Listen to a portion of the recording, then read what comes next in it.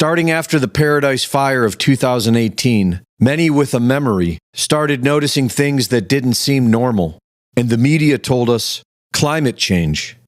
With over 40 years of experience, forensic arborist Robert Brame has been investigating the damage from these suspicious fires since Paradise.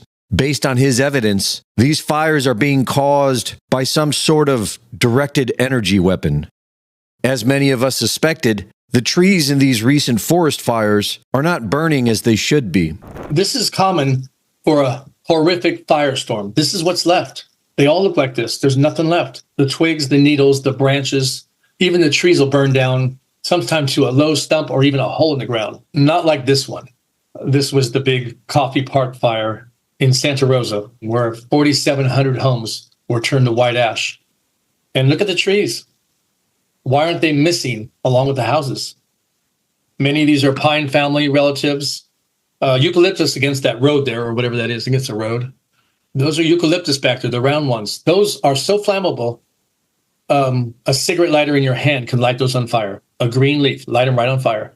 The forest is primarily valley oak, blue oak, and California bay, which is a very combustible leaf. I can light them on fire again with a cigarette lighter. They didn't burn. There's a bay tree right there. The bottoms will always be burned right at ground level. No reason for that. Grass couldn't do that. You don't take a lot of flames to do that. No, they're being cooked right where they're at. This was an entire bay forest, and I couldn't find one leaf burned.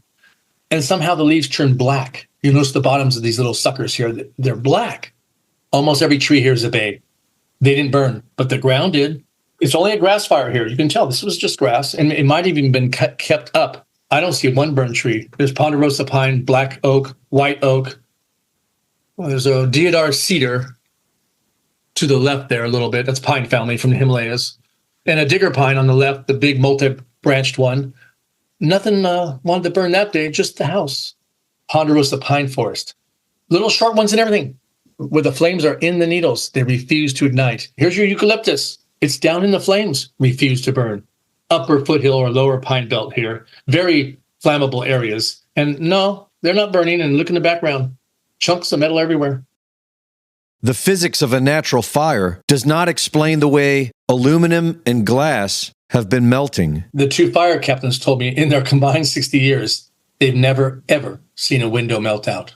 Incidentally, every fire I've been to, all these 120 trips, not one window has been intact. Every single one has melted out. No exceptions. There's your aluminum. What's melting it this far away? What's keeping it flowing? These things will flow 20 or 30 feet from a car when there's nothing on the ground to keep them melting. That's a high temperature, but they keep flowing right across the dirt. The fires are breaking out in the metallic materials. Here's a fence line. They all look like this. Burn at the nails, burn at the ground. The only place they burn is at the ground and wherever the metals were. What fire does that? A normal fire would burn the post from the bottom up, not skip spots. No, they favor the metals, of course. This is a tall post, perhaps 5 or 6 feet high, and way up high, eye level, just the nail area burned. Here's this board. What really burned? The nails on that board. This little guardrail is a park guardrail, and actually it's all wood. There's no metal here. The cross member, the long ones, and the post are all wood. And each one was burned like this, where the screws were.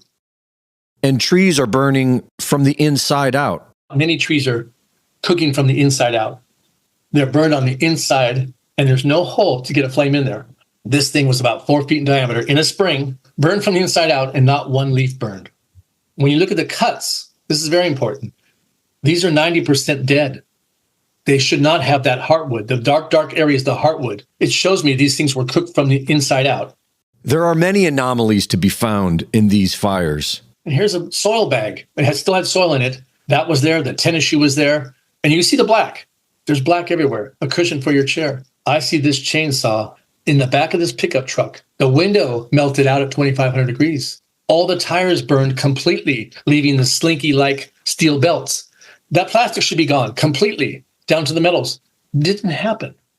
There's so much white ash in some of these photos. It looks like the heat would have been really intense. However, it didn't reach very far. Why is that? Why is everything reduced to white ash versus... Well, I'm going to have to say it's because of the extreme heat. It's a different kind of flame. To me, these are microwave-based flames. Greg Reese reporting.